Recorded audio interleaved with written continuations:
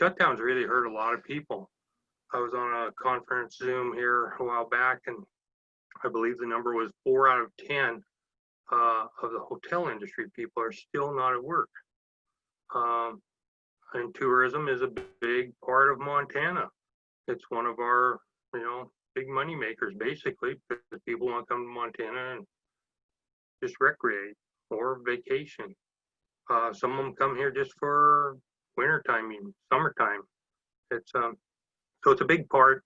And so how it affects Montana is, the shutdown, obviously economically, is impacted a lot, greatly.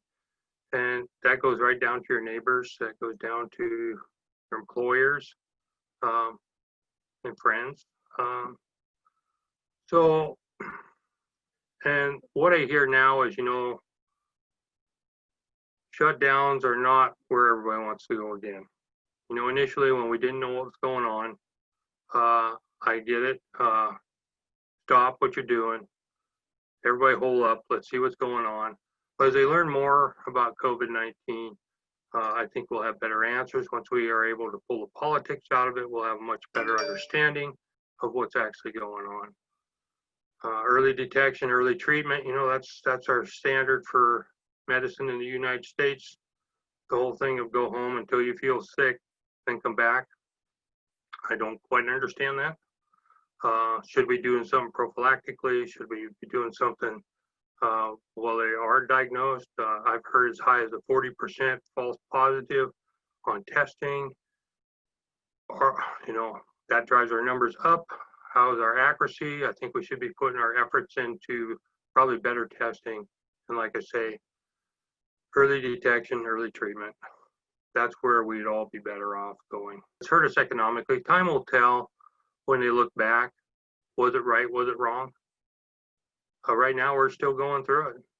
And you get half the people say, the way we're handling is totally wrong. The other half says it's totally right. But there again, we've got that division that's not willing to actually, which side is right? I don't know. I do know that there's rights on probably both sides. And that may not be what people want to hear, but we don't have all the information yet. We're still living it, and we will get through it. We will.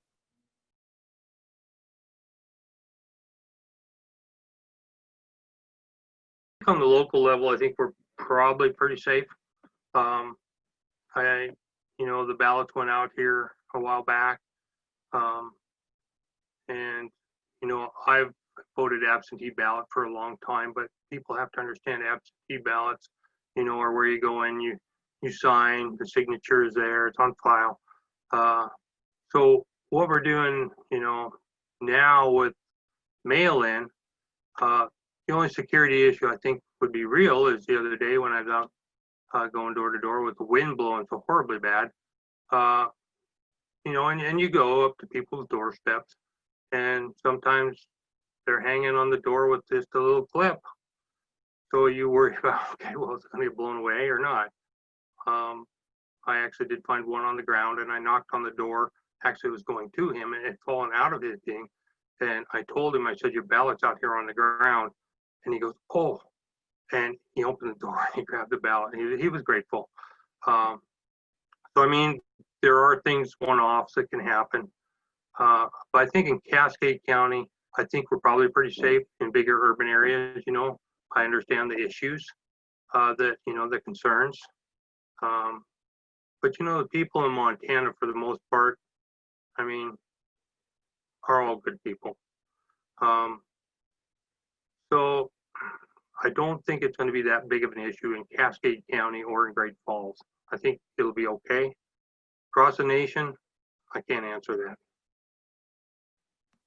Okay. Not the way the Montana Constitution is set up right now. No, I would not. People in Montana don't trust government, that they won't, it'll be one tax on top of all the other taxes that are out there. And until that changes, I would say no. We're being taxed. Homeowners, any property owners are carrying a large burden of taxes already. last thing they want to do is pay a tax on everything else that they have to purchase. And I will back up a little bit. Let's talk about mail-in. If people are concerned, they can be poll watchers. They can go to the GOP office there, right there on 10th, and get information on how to do that, and actually get involved. The problem is we need people involved, everybody, so that, you know, if you got 2 or 3 people watching you, the less chance there are of any mistakes happening, because you're going to be a lot more cognitive of what's going on.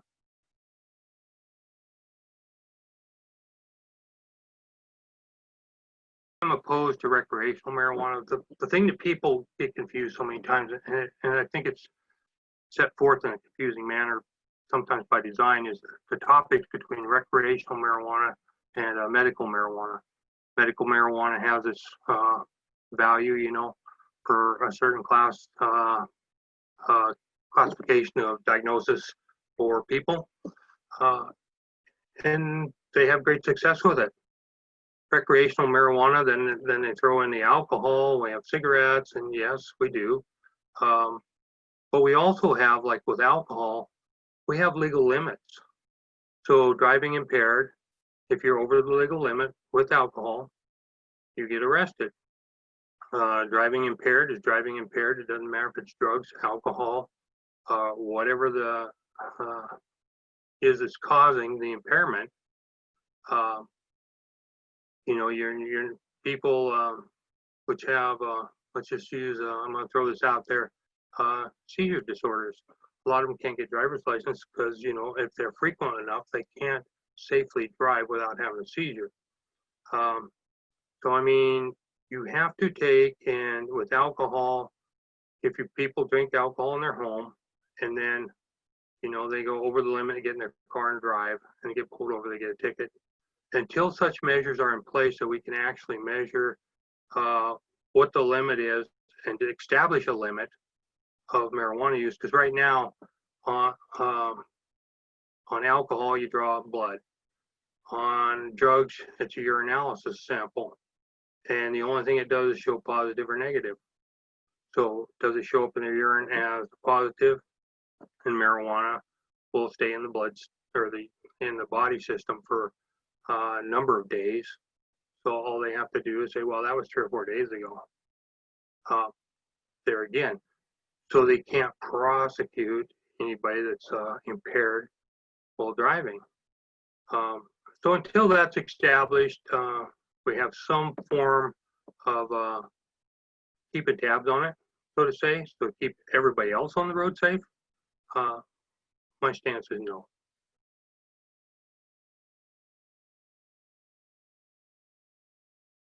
The biggest thing that, if it is changed, let's go with that, is pre-existing conditions, and that has to be addressed.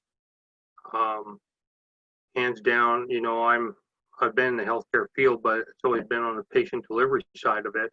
It's not been so much on insurance, and this is a big issue. It's very complex. I do know that. And how do we do this? The one thing, you know, like you got the insurance companies, and this is at the national level, is, you know, it's going to be taking place probably. How do they deal with prescription drug prices? We can work on some of that on state levels. Also encouraging our congressional people to work hard in DC on it. That's one of the keys. That's how a legislator can actually help out. And what will really help out is when the community is talking to that legislator with ideas and thoughts to convey to the congressional people, to give to the research and analytical people that are studying this, to help them understand. But pre-existing conditions is the biggest issue that people have out there, I believe. The mandate, you know, has gone away. I don't think people want to see a mandate. In fact, I'm pretty sure majority of people don't want to see a mandate again. So that's pretty much where it's at with myself.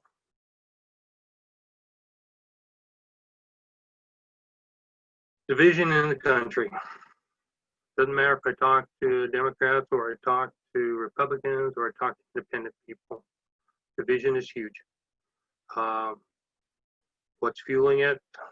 You know, that's debatable. Which side is worse? Which side is really pushing?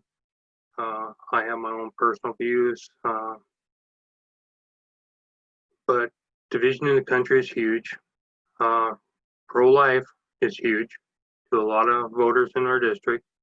They're very pro-life. I'm pro-life. Second Amendment, another big issue. Very huge. And I'm pro Second Amendment. So, I mean, there are people that are against and they have their reasons. And those are the people that, if you want to sit and visit about rationally, not yell and scream, I'm more than happy to sit down with anybody and over a cup of coffee or a cup of juice or whatever and have a discussion. Like I say, you can't learn anything sitting in a room with everybody thinking the same, because everybody's thinking the same. If you go out and you there again talk to somebody that has a different opposing opinion, I'm going to revert back to the very first statement I made, because it'll do one of two things. It'll really you'll learn something, or it'll reinforce what you already know. So the other thing I would like to encourage people to do, this is a plug for recruitment. I want to see more people involved in local government, state government. We need people to get involved. We can't any longer sit there and expect somebody else to take care of our problem. I know we're busy. We're all busy. It takes time. It takes effort to start researching, to start trying to find what the truth is, especially in today's world where you're bombarded with everything. So you have to go with your convictions, the way you feel, but you also have to learn, and we also have to talk. We'll get through the division part of this country if we open up, just dialogue where we can actually visit without being screaming or yelling, name calling. It doesn't matter. So that's where it's at on the local level.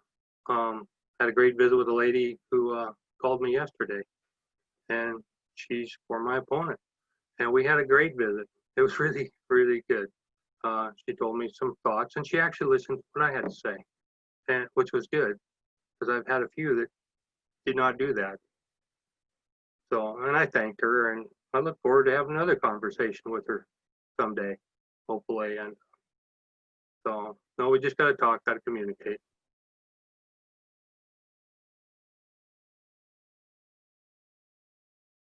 When you take and you look at what's going on statewide, and you look at what's going on national-wide, the connections that we have as legislators in Great Falls or anywhere across Montana, you're only one phone call away from talking to your congressional people, which make a difference back in DC for us.